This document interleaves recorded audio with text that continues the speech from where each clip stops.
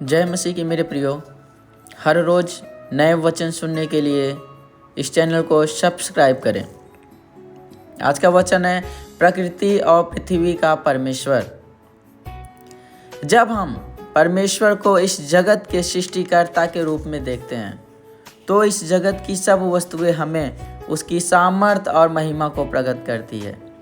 जब तक हम परमेश्वर के पराक्रम को पूरी तरह न पहचान लें तब तक हमारी आराधना अपूर्ण ही रहती है। हमारा परमेश्वर पवित्र है, इसलिए आवश्यक है कि पहले हम इस बात को स्वीकार करें कि उसकी पवित्रता हमसे किस बात की मांग करती है। तभी हम पवित्रता से शोभायमान होकर उसे दंडवत कर पाएंगे।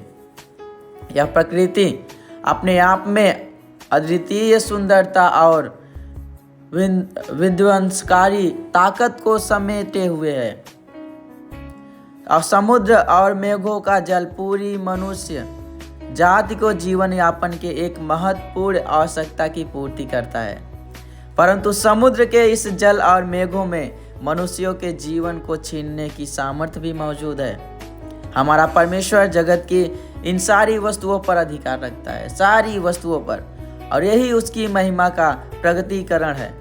हम परमेश्वर की महिमा इसलिए भी कर सकते हैं मेरे प्रियो, क्योंकि इतना महान होने के बावजूद उसने अपने डेरे मनुष्य के मध्य स्थापित किया। हालेलुया। अपने डेरे को वह मनुष्य के बीच रहा। सब कुछ उसके हाथों में होने के बावजूद भी सृष्टि का कण कण जिस परमेश्वर की महिमा करता है वह परमेश्वर यही चाहता है कि हम उसकी महिमा करें। आमीन। मेरे प्रियो, परमेश्वर क्या चाहता है? हम उसकी महिमा करें। सारे सृष्टि का कर्ता वह है।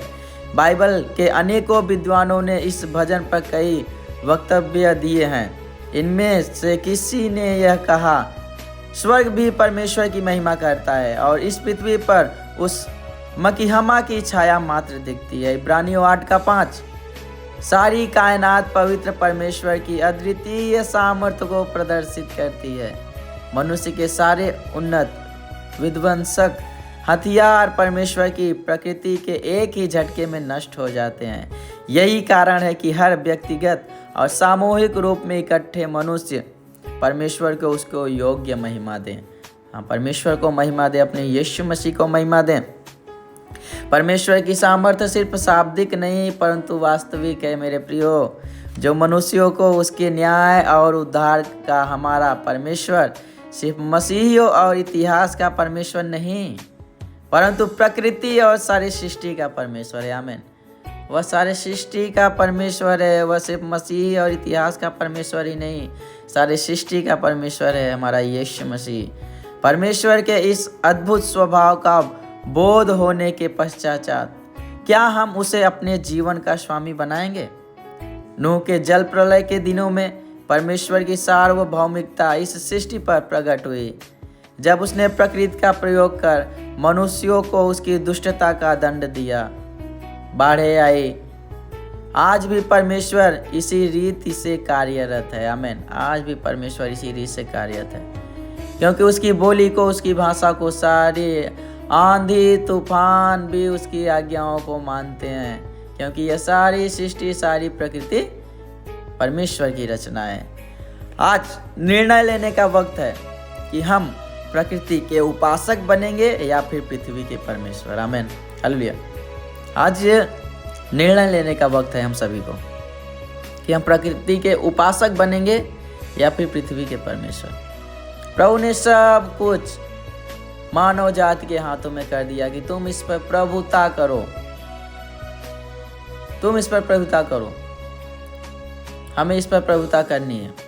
प्रभु ने सब कुछ दे दिया। सब कुछ प्रभु के हाथों में, हमारे परमेश्वर के हाथों में है। हम प्रभु का धन्यवाद करें। वह सारे सृष्टि, सारे पृथ्वी का करता है, सारे जगत का रचयिता है। सब उसके हाथों में है। प्रकृति और पृथ्वी का परमेश्वर हमारा परमेश्वर सारे जग का परमेश्वर है, सारे सृष्टि का रचयिता है।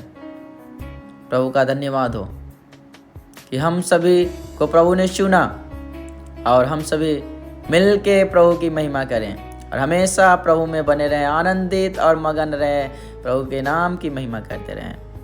प्रभु आप सभी को यह वचन सुने जाने में आशीष दे। आमीन।